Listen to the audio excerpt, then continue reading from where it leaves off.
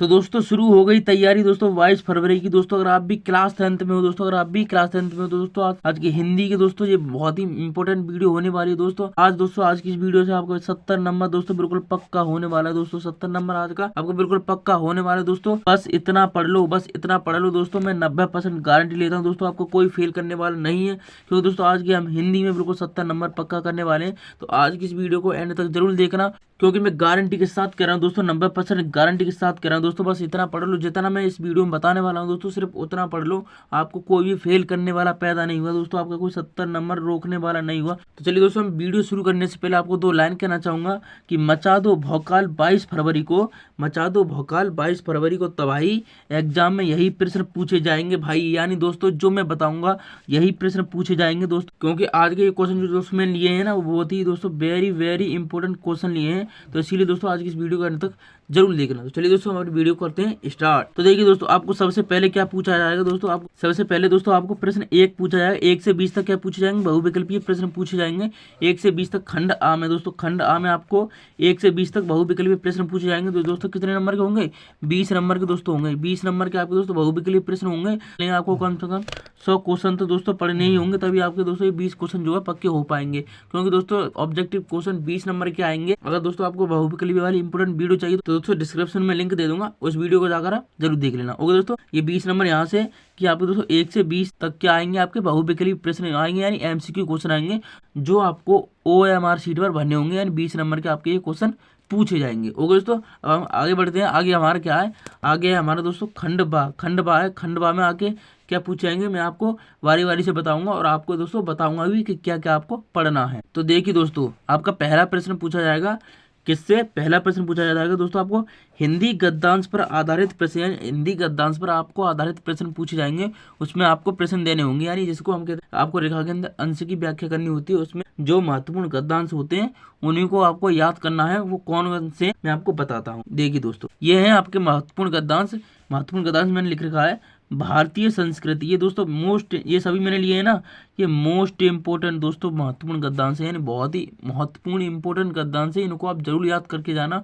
और मैं इसमें से बताऊं ना, 2-3 तो आपको बहुत अच्छे से याद करके जाना। कौन सा, एक मित्रता वाला, एक ममता वाला और एक अजंता वाला।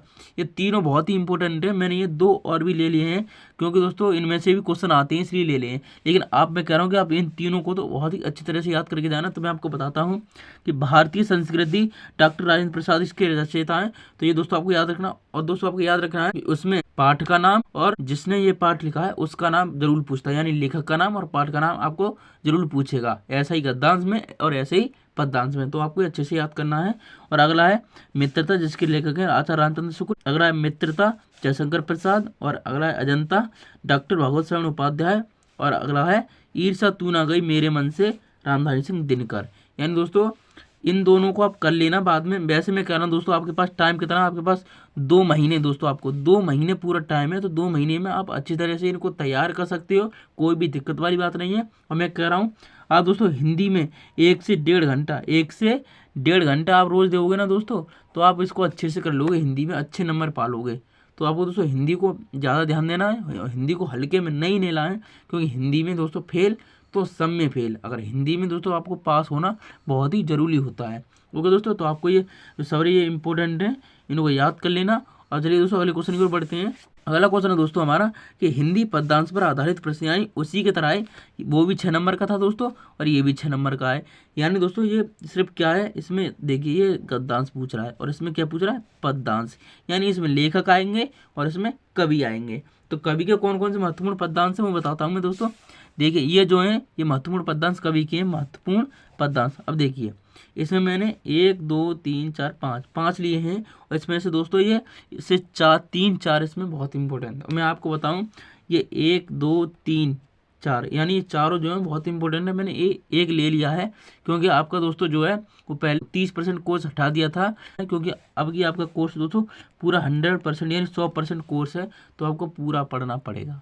इसीलिए दोस्तों मैंने इंपॉर्टेंट लिए हैं चैप्टर, इनको आप अच्छे से याद करना और अच्छे से आपके दोस्तों मैं कह रहा हूँ ये 6 नंबर बिल्कुल आपके पक्के हो जाएंगे, ज़्यादा नहीं। इनमें से क्या करना होगा आपको कि जो इम्पोर्टेंट क्वेश्चन है यानी गद्यांश हैं जो ज़्यादा बार पूछे गए हैं, आपको मॉडल पेपर तो होगा दोस्तों, जो ज़्यादा बार पूछे गए हैं उनको आप दोस्तों याद कर लेना 1 से 2 बार, 2 बार दोस्तों आप याद कर लेना तो आप अच्छे से याद कर लोगे इन्हें। देखिए पहला है पद जो सूरदास ने लिखा है, दूसरा है वन पथ पर जो तुलसीदास ने लिखा है, तीसरा है सवैया कवित्त जो रसखान ने लिखा है, चौथा है स्वदेश प्रेम जो रामनरेश त्रिपाठी ने लिखा है, और पांचवा है झांसी की रानी की समाधि पर, ये लिखा है सुमित्रा कुमारी चौहान ने। तो ये दोस्तों आपको पांचों जो है अच्छे से याद कर लेने हैं, और मैं आपको बता रहा हूँ ये 4 जो है ये 4 तो बहुत इंपॉर्टेंट है, आपको इनको अच्छे से याद करना होगा, ठीक है। अगर आप याद नहीं करोगे तो दोस्तों आपका कुछ नहीं होने वाला, फिर वो आप ही के हाथों में है। तो दोस्तों आप इनको अच्छे से याद कर लेना, ठीक है। बढ़ते हैं क्वेश्चन की ओर। अगला क्वेश्चन है दोस्तों हमारा, अगला क्वेश्चन है प्रश्न नंबर 3 है कि संस्कृत गद्यांश पर ससंदर्भ सहित हिंदी अनुवाद, यानी ससंदर्भ सहित किसका है, संस्कृत का। देखिए यहाँ पर हिंदी का था, यहाँ पर भी हिंदी का, लेकिन इसमें संस्कृत का गद्यांश आएगा। संस्कृत का गद्यांश मैंने उसके भी इंपोर्टेंट चैप्टर छांटे हैं, उसमें से आप अच्छे से जो इंपोर्टेंट क्वेश्चन आपको लगे उनको आप अच्छे से याद कर लेना। और दोस्तों आप कहोगे तो मैं इंपोर्टेंट क्वेश्चन की आपके वीडियो भी बना दूंगा, और दोस्तों आप कमेंट करोगे तो, ठीक है। तो संस्कृत गद्यांश के हैं, संस्कृत गद्यांश में आपको बताता हूँ कि कौन कौन से महत्वपूर्ण है। देखिए संस्कृत गद्यांश में सिर्फ और सिर्फ आपको 3 ही दोस्तों याद करने हैं महत्वपूर्ण संस्कृत गद्यांश में। एक तो भारतीय संस्कृति जो मोस्ट इंपोर्टेंट यानी वेरी इंपोर्टेंट दोस्तों क्वेश्चन इसमें से पूछे जाते हैं आएंगे। वाराणसी दोस्तों ये भी मोस्ट इंपोर्टेंट, प्रबुद्ध ग्रामीण भी मोस्ट इंपोर्टेंट, यानी दोस्तों मैंने आपको कुल सिर्फ 3 ही दोस्तों चैप्टर छांटे हैं, इसमें से आप अच्छे से याद कर लेना। महत्वपूर्ण गद्यांश से हैं, आपको बहुत अच्छे से ये याद कर लेने हैं तीनों, इसमें से हर बार क्वेश्चन पूछे जाते हैं, ठीक है। आप याद कर लेना, ये है संस्कृत गद्यांश। अब ऐसे ही आएंगे हमारे, अगला क्वेश्चन क्या आएगा, और ये दोस्तों कितने नंबर के आते हैं, 5 नंबर के। देखिए यहाँ पर लिख रखा है मैंने 5 नंबर के दोस्तों आपको ये क्वेश्चन पूछे जाएंगे, तो आपको इनको अच्छे से याद करना होगा, क्योंकि ये बड़े बड़े नंबर के हैं, इनको आप अच्छे से याद करना होगा, ठीक है। ये क्वेश्चन फॉर्म में पूछे जाते हैं, आप इनको याद कर सकते हो, कोई दिक्कत नहीं है। प्रश्न नंबर 4 है कि संस्कृत पद्यांश का संदर्भ सहित हिंदी अनुवाद लिखिए। तो पद इसमें क्या था, गद्यांश, इसमें क्या था, पद्यांश, यानी हिंदी के था, इसमें हिंदी है, इसमें संस्कृत है, तो संस्कृत का हिंदी में लिखना है, ठीक है। संस्कृत का संस्कृत में नहीं लिखना है, ध्यान रखना, संस्कृत का हमें हिंदी में लिखना है। किसमें लिखना है, हिंदी में, ये आपको ध्यान रखना। और ससंदर्भ का मतलब है कि आपको संदर्भ सहित लिखना है, यानी संदर्भ लिखोगे फिर इसका अनुवाद लिखोगे, ये कहते हैं इसको ससंदर्भ सहित, ठीक है। अब देखिए इसके मैं आपको इंपोर्टेंट बता देता हूँ कि आपके जो महत्वपूर्ण श्लोक हैं, इसको श्लोक भी कह देते हैं, आप इसमें मत होना। ये श्लोक लिखा जाए, अगर श्लोक लिखा जाए, पद्यांश ना आए, श्लोक लिखा जाए, तो आप कंफ्यूज मत होना कि क्या पूछ लिया, आपको यही लिखने होंगे जो मैं बता रहा हूँ, इसलिए मैंने लिख लिया कि महत्वपूर्ण श्लोक हैं और पद्यांश, कुछ भी आ सकता है। तो पहला है भारतीय संस्कृति, दूसरा है वीर वीरन पूज्यते। इसका तो दोस्तों बहुत, इसके चैप्टर के तो क्वेश्चन भी याद कर लेना, क्योंकि इसके तो क्वेश्चन भी आते हैं, जो क्वेश्चन आएंगे ना मैं आपको आगे बताऊंगा, क्वेश्चन भी इसके आपको याद कर लेना, ठीक है। और जीवन सूत्राणी, अगला है अन्योक्तिदेव विलासा, आपको दोस्तों ये 4 याद कर लेने होंगे। 4 आप याद कर लोगे तो दोस्तों आपके 5 नंबर जो है वो बिल्कुल कंप्लीट हो जाएंगे। और मैं कर रहा हूँ दोस्तों, आपको ज़्यादा टाइम नहीं लगने वाला, ये तो बहुत छोटे मैं कर रहा हूँ ना दोस्तों, सिर्फ 1 और 2 बस हो गया 5 नंबर पक्के। सिर्फ 2 लाइन के इसका आंसर होता है और 5 नंबर आपके पक्के। बस क्या है कि इसमें थोड़े दोहे से आते हैं, वो आपको समझने होंगे, याद करने होंगे, और कुछ इसमें पद्यांश का मतलब है दोहा। अगला क्वेश्चन है हमारा दोस्तों, अब देखिए ये 5वां क्वेश्चन है, खंड काव्य के आधार पर प्रश्न लिखिए, यानी खंड काव्य आपका किस जिला से खंड काव्य है वो आपको लिखना होगा। जैसे हमारा दोस्तों जो अलीगढ़ जिला है, अलीगढ़ जिला का कर्ण का है, ठीक है, कर्ण का खंड काव्य है, जो हमारा अलीगढ़ जिला है उसका कर्ण का खंड काव्य है। तो जो अलीगढ़ हैं, जो अलीगढ़ से देख रहे हैं वीडियो को, वो कर्ण का याद कर लें। 100% दोस्तों आपको इस पूछे जाएंगे, 3 नंबर का दोस्तों आपको आता है, इसका दोस्तों याद कर लेना। अगर आप कहोगे दोस्तों तो मैं इसकी एक सेपरेट वीडियो भी बना दूंगा कि दोस्तों कर्ण पे आपको किस तरह से चरित्र चित्रण करना है और सर्ग लिखने हैं, ठीक है, इंपॉर्टेंट सर्ग और चरित्र चित्रण, ठीक है। अब दोस्तों अपने टीचर या अध्यापक से पूछ लेना कि हमारे जिले में कौन सा खंड काव्य आता है, तो वो आपको बता देंगे, ठीक है। जैसे अलीगढ़ वालों का जब आता है वो कर्ण का आता है, ठीक है। आगे बढ़ते हैं कि आगे जो है हमारे ये भी 5-5 नंबर के क्वेश्चन। अब देखिए इसमें क्या है, प्रश्न नंबर 6 है, लेखक का जीवन परिचय। और लेखक का जीवन परिचय आपको इंपॉर्टेंट कौन से याद करने हैं वो मैं आपको बताता हूँ।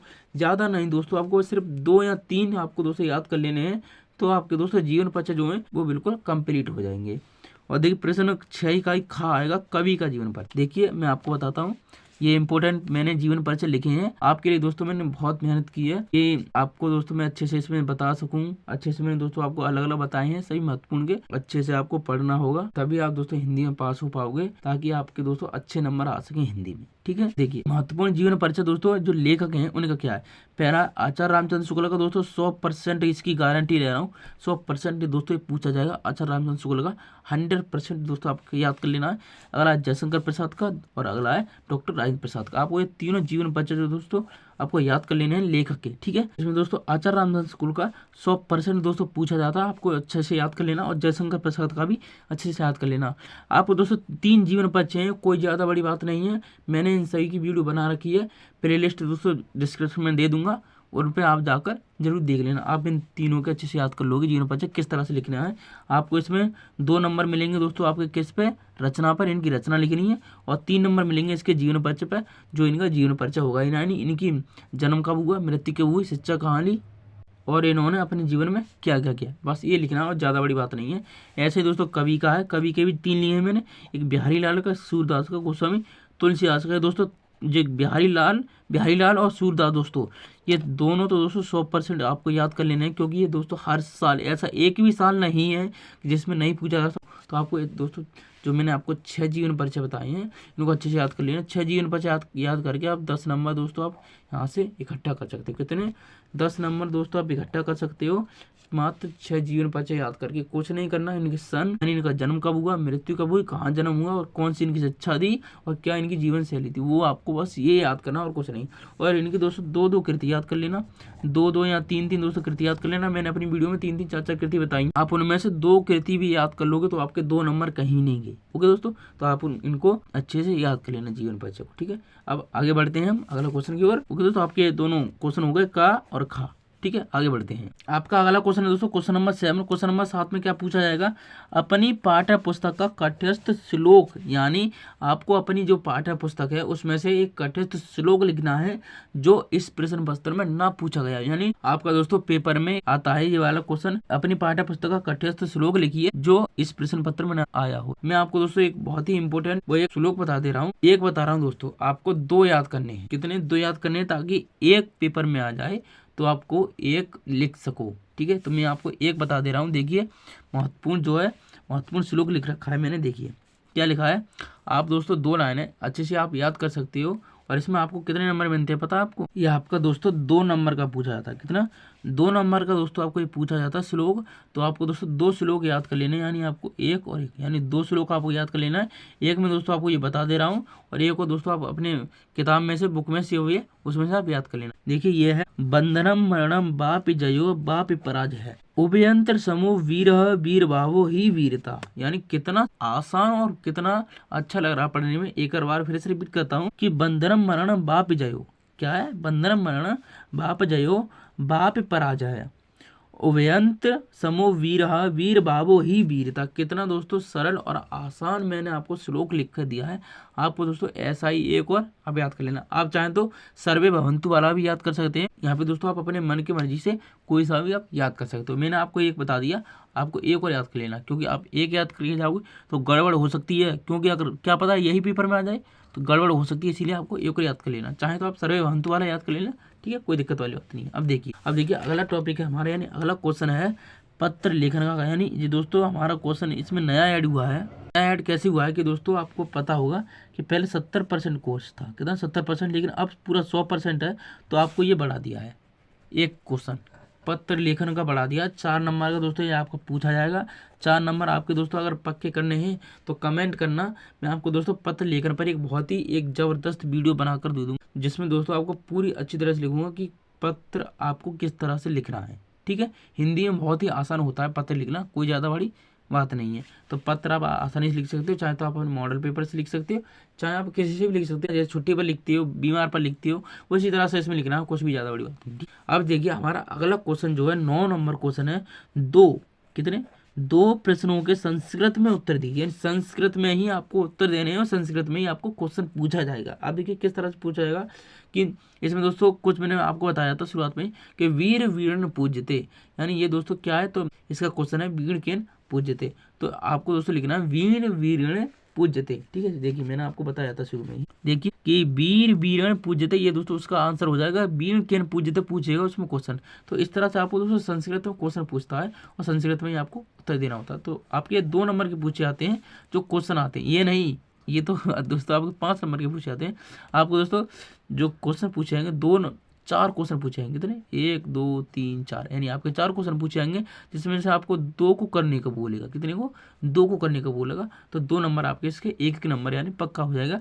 किस तरह से कि आप दोस्तों इंपोर्टेंट उन्हें याद कर लेना, कौन कौन से हैं, कि आप तो दोस्तों 20 मिनट पूछ थे कि इसी के चैप्टर के याद कर लेना और चंद्रशेखर के चैप्टर के याद कर लेना। आप जैसे अलक्षेंद्र कहा आसीत, चंद्रशेखर कहा आसीत, इस तरह से आप दोस्तों आप याद कर लेना। ठीक, अब देखिए अगला क्वेश्चन है हमारा जो बहुत ही इंपॉर्टेंट और महत्वपूर्ण प्रश्न है, वो क्या है, देखिए हमारा प्रश्न नंबर 10 है। क्या है प्रश्न नंबर 10 हमारा, क्या, निबंध का, जो दोस्तों बहुत ही इंपॉर्टेंट और आपको ये 100% आपको दोस्तों ये याद करके जाना है।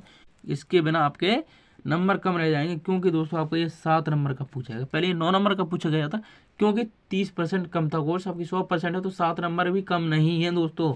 मैंने 5 इम्पोर्टेंट इसमें लिए हैं निबंध, जो आपके दोस्तों याद कर लेने हैं, और मैं कह रहा हूँ इनमें से दोस्तों 100% आपका दोस्तों एक निबंध इसमें से जरूर फंसेगा। तो मैं दोस्तों आपको बताऊँ कौन कौन सा है।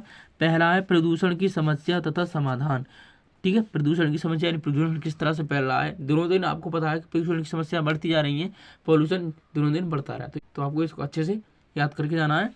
अगला है हमारा विज्ञान वरदान आविष्कार। अब आपको पता है दोस्तों कि विज्ञान जो है दिनों दिन तरक्की कर रहा है, और उसके क्या फायदे भी हैं, नुकसान भी हैं, तो आपको बस इसी में लिखना है, बस कुछ भी नहीं। ठीक है, विज्ञान पर लिखना बहुत आसान है।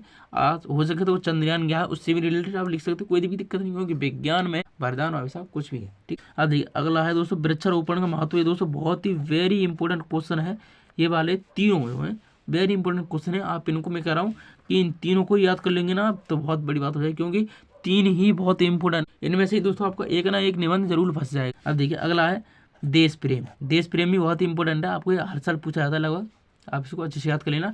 अगला है भ्रष्टाचार एक समस्या, इनको भी आप अच्छे, मैंने आपको ये दोस्तों 5 जो हैं वो इम्पोर्टेंट मैंने आपको निबंध बता दिए, आप इनको अच्छे से याद कर लेना।